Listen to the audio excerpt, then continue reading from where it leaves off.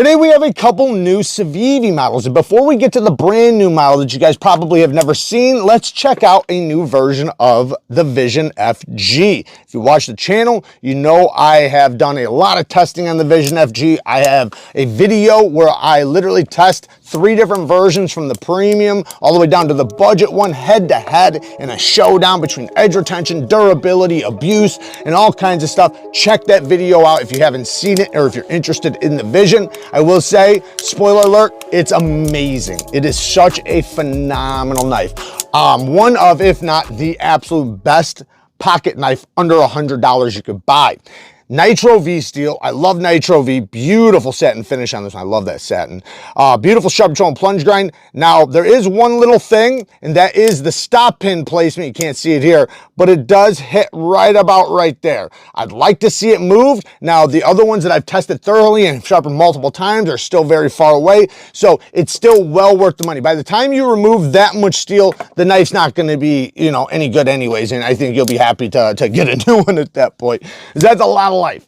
The lock, the Snex lock or Super Lock, is very reliable. It is strong, durable, and if you fail it, let's say, you know, God forbid you're doing something crazy and it happens to fail, what's cool about it is you can lock it right back up and it's like nothing ever happened. It doesn't, you know, start getting play and things like that, or at least not on the examples I have. On the examples I have, even though I have at least 2 of the 3 pushed all the way to failure, the third one just didn't fail, even, you know, no matter what I did.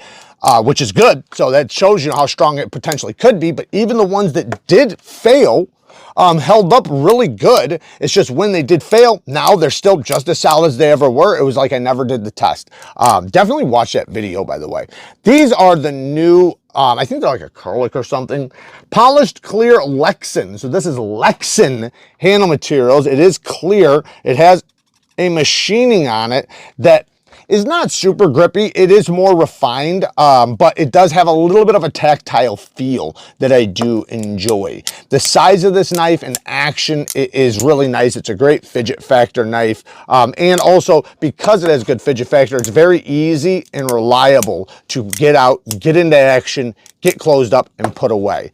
The deep carry clip is great. I just hate the placement. This is my biggest complaint about this knife, even though it is a reversible clip, because this is an ambidextrous knife, so it's going to work the exact same left or right-handed.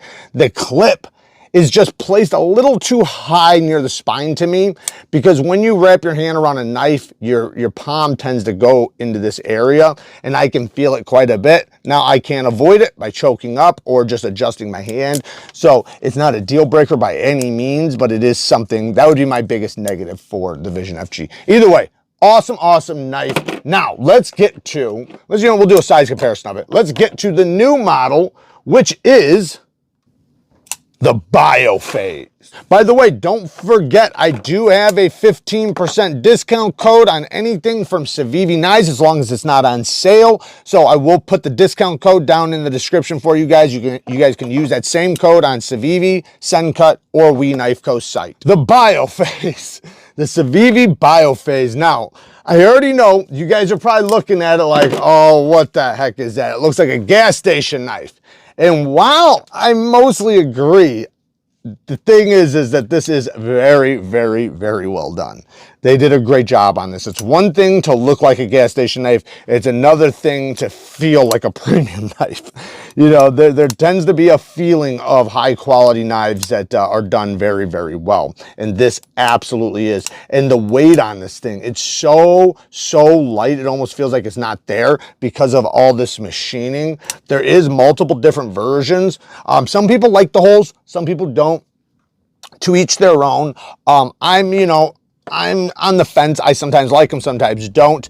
In this case, we have a hole deployment, and we have, oh yeah, by the way, this is a 10CR Damascus, and I've tested the 10CR Damascus. You can watch that video. Actually, I tested the Damascus on the Vision if you want to go check that out. We did an edge retention test and so on.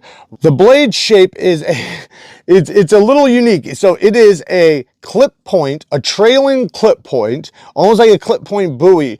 I don't know if you want to call this a harpoon clip point buoy, or if you just want to say it has 2 trails on it. I don't know which way to call it. So this knife has 2 trailing points on it. Well, 1 trailing point, but 2 trails on there. And it is a trailing point buoy style blade, clip point buoy style blade, which is, you know, a lot of people love those blade shapes. I personally, it depends for me how high the tip is. In this case, the tip is very close to the center of the pivot. So this is something that's perfectly acceptable in my opinion. The tip is not up too high for me not to use. I can use the belly still, and I have a nice flat area for slicing. So all in all, the blade shape I think will be very, very functional for a lot of people. Now, it doesn't mean it's going to be as good at utility cutting as some other models because of the blade sweeping up the way it does, and, you know, and not clipping down. Because when you peek the tip up, now the tip is facing kind of this way and not this way. So, you know, either way, it's still pokey enough to do the job. Really thin geometry. This is very, very, very slicey. This is probably 10 thousandths behind the edge. It is super, super thin. Very thin blade stock. We have, I think this is aluminum. I don't think this is steel. Yes, this is an aluminum handle with this faux carbon fiber. It's basically a G10 overlay with carbon fiber stickered over the top of it. I'd prefer just regular G10 in this case. I know they were trying to make it look a little bit nicer with the Damascus, because this is beautiful Damascus with the carbon fiber. Personally, for me, I would prefer just G10 or real carbon fiber. But because of all this machining, man, it does have a unique feeling, even down to the detent, which is extremely well tuned. And that's another thing that shocks you about these knives, is just how reliably good and rock solid these knives are with the action. Now, the detent, like I said, they're doing the best job with the button locks. Nobody's doing it better than We Knife Co., Civivi, and Sencut. This thing is very drop shotty, running on ceramic caged bearings. And then you have this hole deployment. It is so grippy. It's like you just place your finger near it and it goes. It has a nice catchy edge. These holes are nice and sharp, relatively sharp, you know, not in a bad way, but in a way that they're very grippy, and it feels actually like a great deployment. Even better than you might think looking at it. Really, really well done. The handle is very, very thin. We do have a deep carry clip that's inset with flat screws. Love to see that, and reversible, because this is a button lock. It is ambidextrous. Now, the handle is a bit like, I'm not going to say it's bad, but I do get a hot spot right here because my hand just happens to land in the middle of the finger right there. I wish this was moved back or just not existent or something. And I know they were trying to keep the lines, so I get it. And I don't think it's something that is going to be a deal breaker or anything. I can avoid it by choking up. And, you know, I don't think that this would be something that would bother me too bad, but I do feel it when I really squeeze it. So if I'm going to use it long term, it might be something that gets annoying.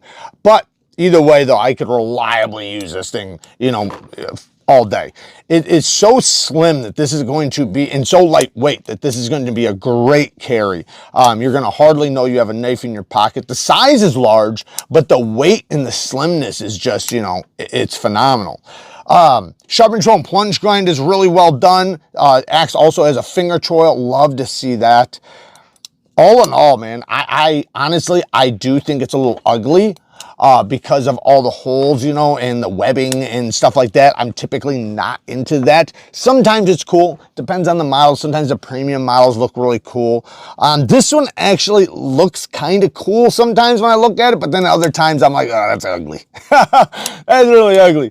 And like I said, it does look like a gas station knife. So let's go through the negatives. The one negative is, yes, it looks like a gas station knife. This looks like something you're going to walk into a gas station and it's going to be under the counter or on the wall or whatever, and they're going to be selling it for $7.99, $7.99, and you can probably talk them down to $5. However, it is not that, and you know that right away if you know knives once you touch it. Once you touch it, you know right away. And I know a lot of people use that term so they use it on just about anything that doesn't look like something they would carry. And it's not right, because gas station knives originally are trying to copy the real thing. So there's a difference between something being have a certain look that's the real thing, and something that has a certain look that's trying to act like the real thing, or look like the real thing, or simulate the real thing.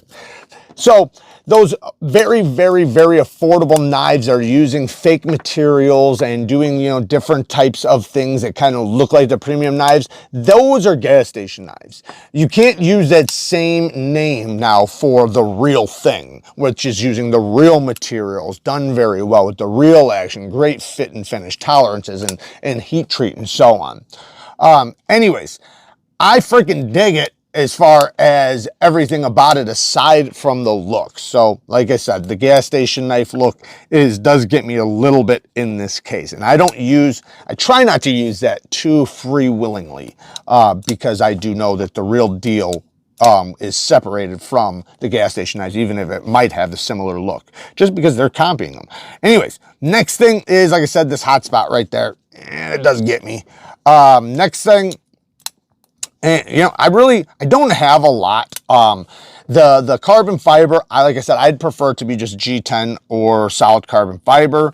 That I think would be better. I think most of the guys, not everybody, but a lot of the guys buying knives, especially the knives you order online, are typically going to watch reviews and know a little bit about them.